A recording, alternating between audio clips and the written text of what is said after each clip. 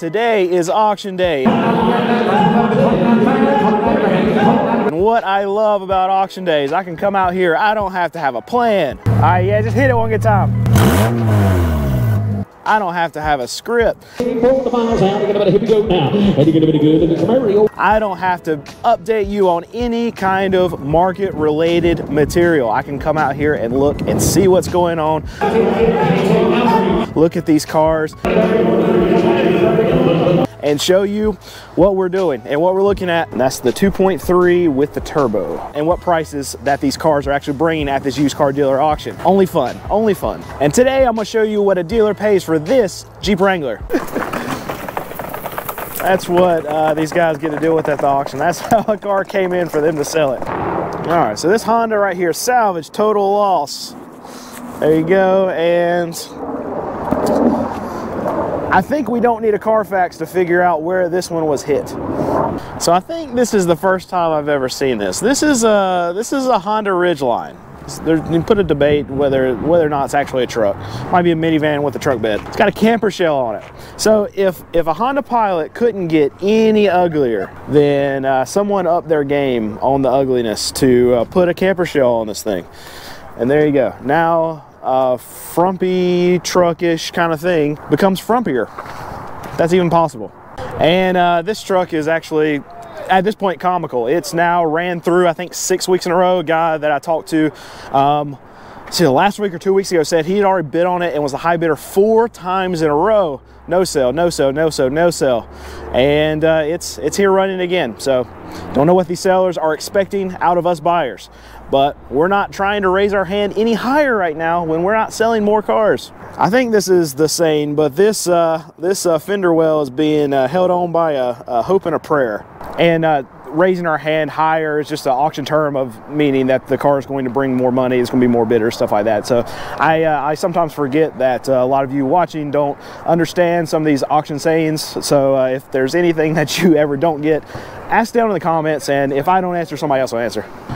All right, this Jeep right here is way too green for me not to check it. This is a Wrangler, it's a Rubicon, it's got 26,000 miles. It's a 2017. All right, here we go with the Jeep.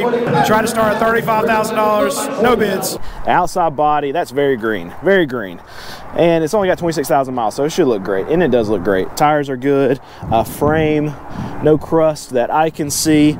Oh, he's starting a little bit right there, a little bit right there. But overall, it looks very good. Body's great on this thing. All right, we got a bid at $32,000.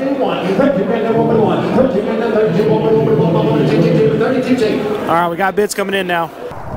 All right, inside, let's check it out. Good, just as good as the outside, if not better. Fantastic, fantastic, fantastic. That's good. This is going to bring a lot of money. I'm excited to see what this actually brings. All right, that was funny. The guy thought that he said 13,000. They did not. It was 32,000. All right, that didn't work out. So they just stopped at 32,000. Said they're going to bring it back around because someone did not understand what the auctioneer was saying. Which, really, how could you not understand what the auctioneer is saying? So let's just talk about that situation that just happened in there real quick. This is a super, super, super nice auction. I've been to auctions before where if you don't understand what the auctioneer is saying, you don't understand where the bid is, you raise your hand, you win the bid. Like that guy, he thought he was bidding $13,000 for that Jeep, but it turned out to be $32,000 for that Jeep. If he would have won that bid at another auction that's maybe not so nice, then he is then on the hook for that $32,000. And if he says, no, I can't pay it, I wasn't bidding it, I thought it was 13 grand. Some auctions that aren't so nice as this one, this auction is just going to run that Jeep back through because there was confusion. They would say to that bidder, okay, you pay us or you're not welcome back anymore. And luckily for that bidder, that's not the case. This is really that bidder's fault. It's not the auctioneer's fault. It's not the other bidder's fault. Nobody else but that one bidder. You need to know what you're raising your hand for. You need to know what the auctioneer is saying. You need to know how much that vehicle is going for before you bid. Or you can spend, in some cases, $20,000 more than what you intended to spend. Can you hear me over this car? I'm gonna walk away from it just a little bit. The loud exhaust. So if you're ever looking at buying a car and you hear a car that sounds like that, look at it. Maybe it's got a custom aftermarket muffler or something like that, exhaust system. But if it doesn't, it means the converter's missing. Most likely on that car, with it being at an auction, the converter's probably been cut off, and that's why it's so loud. All right, so I want to show you something ridiculous. This van right here, it's got 576,000 miles. So this van, if you watched the video from last week, actually brought, I think, $3,500, $4,000 in lane, and they didn't sell it. That's why it's sitting here again this week.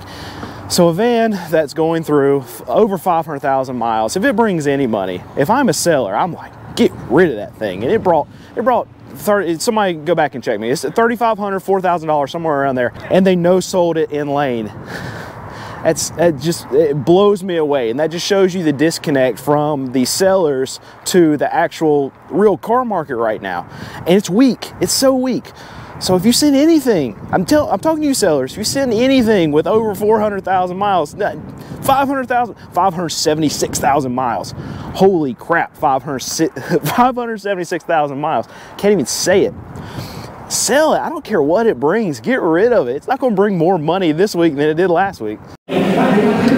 All right, there's that Sienna going out that's got 576,000 miles. We're listening to it, see how much it brings, and see if they sell it. They're at $3,200 right now.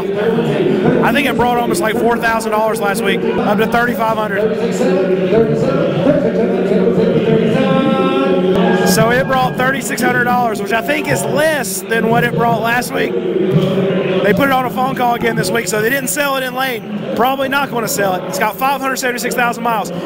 Brought $3,600, and they did not sell it in the lane. Crazy. That's so crazy. I have no words. Noticing another thing at this auction today that I really like to see. So they've got some cars parked in the middle of the aisle. They've got some cars parked in the middle of the aisle down here too, and all these spaces are just about filled. So it means either one of two things. We're just now after a holiday season, so either a lot of dealers held their trade-ins till after the holidays, so they would think that maybe it would bring more because there would be more dealers actually at the auction. That's probably what happened. Or two, it means a lot of them had end of the year sales and they sold some cars, and then they got trade-ins, and now they bring them to this auction and there's more cars here. That's what I hope. That's what I hope. And we can't know, but that's what I hope happened. But probably they just held on to cars throughout the holiday season, and then now they're dumping them after the year's end because they think they're going to bring more money because more dealers will be here because no holidays. And here's another one we actually checked out last week, and again, another no sell. So many no sells. It's frustrating. It's frustrating as a buyer from a small used car dealer standpoint when all these franchise dealers are coming in here. They're bringing in a lot of this inventory. They're getting bids, and they're not selling it. So they're just they want too much for it. They paid too much for it. They gave too much in trade, and the wholesale values have come down.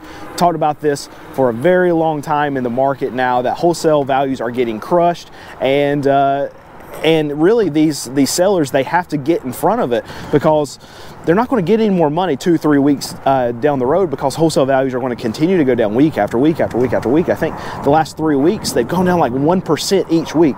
So the sellers there, they'll eventually catch up with the program, and then you'll get a big whoosh down. Not just 1%, you'll get probably 2 to 3% down 1 week for these wholesale values. As all of these sellers, it seems like it happens every year like this, like after tax time. We're before tax time now, so it's going to be an interesting dynamic to see what happens throughout this year. But it seems like all these sellers just kind of, they all click to just all of a sudden, and that's when you see prices just get this big whoosh down in the wholesale in the wholesale realm. Here we go. I get asked about this quite a bit. Some Mustangs, 2017, 40,000 miles. All right, here's that Mustang. Trying to stat at $14,000, no bids. All right, we got the EcoBoost. It's the, I don't know if you can see it there, it's the 2.3 liter, not the big V8. Dropped it down to $13,000, no bids. Down to $12,500. Down to $12,000, still no one raising their hand. So this floor guy just held up a thumb down, and that means $9,000. He's asking for $9,000. Inside looks very rough. That's very, very rough. Oh, dirty, nasty, probably not taken care of. It's an automatic, so not not a ton going for this one, but we'll check it anyway. Dropped it down to 8,000. I think he's got a bid now though. Yeah, we got bids coming in all the way up to 8,500, 8,600.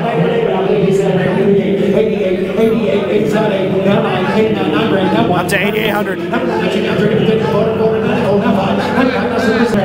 Up to $10,000 now. It's rolling out, but we're still going to be bidding on it. Up to 10,1. Up to 10,8. We're up to 11,500. He's going to try to pull bids out of people. All right, bidder walked away, so he's got a high bidder over here. We're at 11,800, and they sold it. All right, we're getting tons and tons and tons of views every week, but you're not hitting the subscribe button. Let me know what I need to do to get you to hit that subscribe button. Please do it. Please do it, and like this video. Thank you.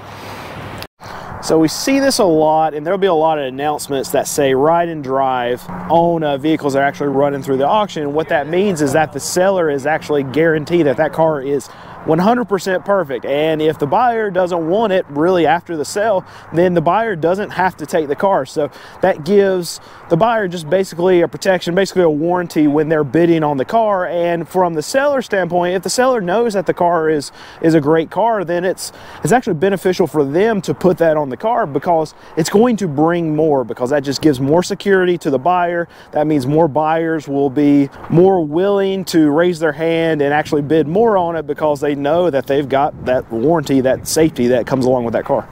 Here's a Tundra. We don't see a ton of these at auction. It's a 2016.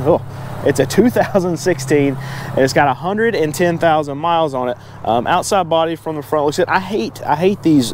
I guess they're called like wheel flares or whatever. My wife would say that these rivets that they put on them, they're bedazzled wheel flares, but I think they're just absolutely hideous. I hate them. Outside body though, overall looks pretty good. No big dents, dings, scratches. All right, inside. Actually, seats look good. This truck was not worked in. Pretty clean. I mean, it needs a vacuum, but seats are not ripped up whatsoever. It looks good. I like the look of this truck on the inside. However, the outside I hate. Love Toyota. Hate the design of that, but we'll check this and see what it brings inside. Now I got to run back in here to see if I missed anything. That's the problem with YouTube, is I'm doing two jobs. Got to run out here, talk to you, run back in, make sure I don't miss a car, run back out here, talk to you, run back in here, make sure I don't miss a car, and it continues. So subscribe, hit the like button. Thank you. All right, so I got a bid on a car and then watch the Jeep go through at the same time. Here we go.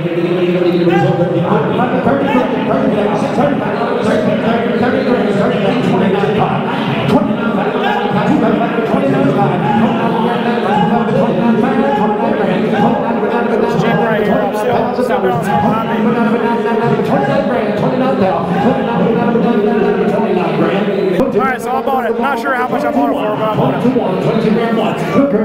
Now we're on the Jeep. There we go. They're at $21,000 for this Jeep. Way far away from $32,000. Up to 27. Up to 23,000. 23,500 for that Jeep. 23,700. 24,100. 24,500. 24,800. 24,900. The Jeep's already rolled out. It's already gone. Still bidding on it. It's at 24,900. It says it takes $29,000. They're too far apart. They're going to no sell it. All right, so I might have made a boo-boo. Uh-oh. Why were you not bidding on that Ford Flex? The battery was dead. Battery's dead. Good. Okay, that might not be bad. I bought it. Okay. I bought the full flex. Okay. I don't know what I paid for it. Robin asked me why we didn't have it on my list, and then I told her it was a dead battery. She said it seemed to be good, so. Okay, good. So maybe it's a goodbye. Maybe it's a goodbye. We'll see. We'll see. We'll see. Check this out. This is not going to be selling today. This is just for it's just being stored in here. But this is pretty cool. Yeah, there you go. Nice, cool little wood panel finish on the back. Is that wood panel? No, that's been painted. Yeah, that's not actually wood. That's paint. That's still cool. Still cool. And there's the inside of it. Very cool. Very cool. Very cool. So it's funny and I didn't realize this till after the fact, but I was talking about that bidder who didn't realize how much he was actually paying for the car, and he was raising his hand, and it was his fault. And that car that I was bidding on while we were watching that Jeep go back through again, I didn't know what I was bidding on it. I know it was like $2,500 to $3,000, but what if somebody jumped it up to like 15 grand? I don't know, and I just bought it. So hopefully that didn't happen. But yeah, I just did the same thing I was accusing someone else of doing. Hard shift. That means that when it's going through the gears, it's probably going to hit you in the butt as soon as that it goes from like second or third gear or whatever, and this dealership does not want to put a transmission in it. So yeah, that's what they did. Instead of actually putting the money into it to retail it again, they're just going to dump it to somebody else who can then put money into it. So interesting now to see what this is going to bring. So just keep that in mind whenever it's going through. Transmission issue. So let's check it. It is a car revving next to me. So it's a 2019 Expedition. It's got 63,000 miles. All right, here's that Expedition with a bad transmission. Trying to start off at 39,500. No bids. And I would assume this is probably just about retail ready, because with those stickers on it, they had it on their lot. Yeah, everything's been shined up on it. Let's go look in the back just in case. No, it's good. Yeah. Dropped it down to $38,000. Still no bids. Down to 37,500. Still no bids. All right, inside. Oh, I like it. I love it when those this running boards come out. Yeah, this thing's sweet. Cool sunroof. So I don't actually think that Expeditions are good vehicles, at least the things that I've read and the things that I've seen in my own experience. It's not a vehicle I would buy, but it looks super sweet, very clean, retail ready. This should bring lots of money and probably no sale. The floor guy was just holding up 5 figures, meaning he was trying to get somebody to bid $35,000 for it. I don't think he's got any takers. He's begging with everybody down to $35,000 and no bids.